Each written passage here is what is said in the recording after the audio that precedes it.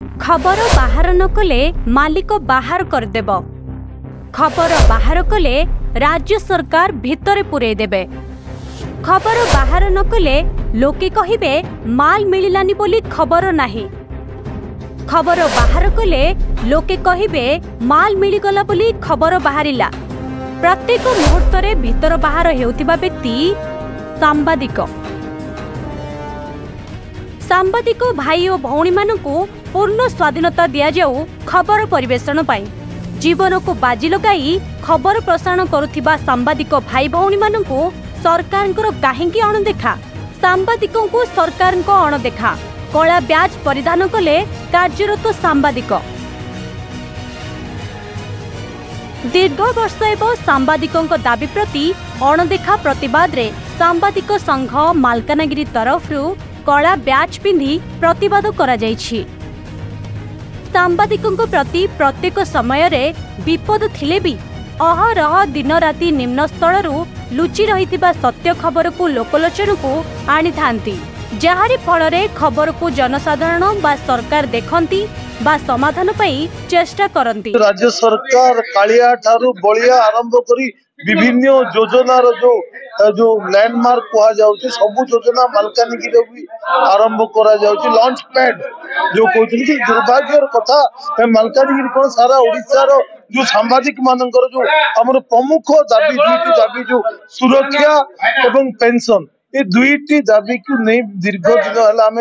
संघर्ष कर तथापि राज्य सरकार कर्णपात करूना जो गणमाध्यम प्रतिनिधि मानकर ये दुईटी दाबी से आज सारा राज्य रे ओयूजे पक्षर वर्तमान आरंभ करा जायछि जो आंदोलन आम बाध्य हुई राजरास्ता को सांबादिक माने ओल्लैचंती। तो मोर गोटे निवेदन मुख्यमंत्री को निश्चित भाव में सबु वर्गर लोकों कथा जो बुझुंट ये जो सांबादिक गणमाध्यम प्रतिनिधि जो दीर्घ दिन दाबी रही सहृदय सह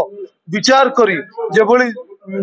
यथाशीघ्र ये दुईटी दाबी पूरण करने समस्त संघ पक्षर मोर निवेदन कर गोटे कथा मुझे सुरक्षा प्रसंग आप देखुवे कौटी सांबादिक मान गोड़े बेड़ी बांधुंट आ कौटी थाना पुलिस आक्रमण कर विभिन्न आक्रमण शिकार होती गणमाध्यम प्रतिनिधि माने निश्चित भाव में सुरक्षा लागू करने आमर आ गोटे दाबी रही दुईटी दाबी को जेभली सरकार यथाशीघ्र उद्देश्य यहाँ आमर जर्नालीस्ट मानकर लॉन्ग टाइम डिमांड रही पेंशन ऑफ प्रोटेक्शन आर बाबद आज ऑल ओवर ओडिशा रे विक्षोभ कराई और सबु सांबादिक माने कला ब्याज परिधान करी से माने विक्षोभ प्रदर्शन करिसंती। देखिए आपण सरकार जो सबुजाक जेतिकी डिमांड्स अच्छी अंगनवाड़ी आरंभ करी सेक्रेटरी पर्यंत सबु डिमांड्स फुलफिल करछंती, किंतु जो चतुर्थ स्तंभ संविधान चतुर्थ स्तंभ कह जाउथवा सांबादिक को आज पर्यंत ये सुविधा दिया जायनी। तो यहाँ समस्त डिमांड रही आ प्रति विक्षोभ प्रदर्शन करछंती। आ प्रति सरकार दृष्टि देवा दरकार कहीं दिन राति जो समय भी सांबादिक तांकर कर्तव्य परिपूर्ण करुछंती जहा फल सरकार सबुजाक योजना लोकों पाखे पहुंची पारुची। तो लोक सांबादिक सुविधा पाए सरकार पेंशन और प्रोटेक्शन स्कीम तुरंत आनिबा दरकार। वास्तव में चतुर्थ स्तंभ पई सरकार करिछंती कोन? सांबादिकंक पई काहेकि नीरव द्रष्टा?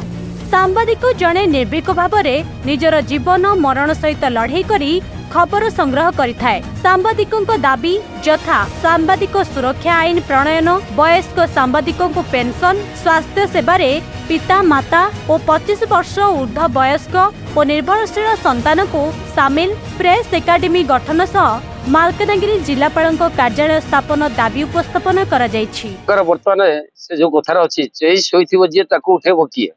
समस्त को उठे देले आपंकर पीएन ठू आरंभ कर शिक्षक अंगनवाड़ी आशा समस्त दाबी प्रतिदिन घोषणा करागला, किंतु चतुर्थ स्तंभ जोटा कि सारा राज्य 3 थर मुख्यमंत्री डिमांड दि जाइए 5टी सचिव जो सारा आम मालकानगिरी जिले आसते से सब सामाजिक संगठन विभिन्न समस्या अवगत कराई, किंतु आज पर्यटन सरकार समस्या प्रति डिमांड प्रति गुरुत्व देना। आमर 3टी डिमांड हूँ मुख्य सांबादिक सुरक्षा आईन, सांबादिक पेंशन एवं सामाजिक परिवार को जो स्वास्थ्य बीमा कार्ड रे से परिवार समस्त लागू करा जाओ किंतु राज्य सरकार प्रतिदिन की विभिन्न घोषणा करते चतुर्थतम सामाजिक मान कौन घोषणा करना जोटा कि आम आज मालकानगिरी जिलार विभिन्न सामाजिक संगठन आज विक्षोभ प्रदर्शन करूँ आपण मान जन दिखाँ तुरंत राज्य सरकार जो जो योजना गुड़ एठू आरंभ करें जहाँ हाइलाइट करूँ राज्य सरकार जयगान कर मुख्यमंत्री मालकानगिरी से चिया को दृष्टि रखी तुरंत राज्य सरकार सामाजिक मान दाबी गुड़िक घोषणा करने आज आम डिमांड करूँ आगामी दिन में सरकार विरुद्ध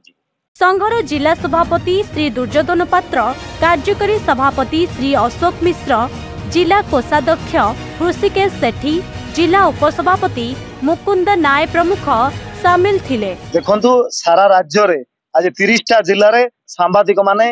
हमर जो ओडिशा यूनियन ऑफ जर्नलिस्ट अछि तार सभापति जे प्रसन्न महांती अछंती प्रेस काउंसिल इंडिया रो मध्ये सदस्य अछंती तांकर डाकरा रे आज मालकानगिरी जिल्लार समस्त सांबादिक एवं उत्कल जर्नलिस्ट एसोसिएशन रो समस्त सांबादिक आज एकत्रित होई जो सांबादिक मानकर जो दीर्घ दिन रो दाबी रहिछि ताकू आज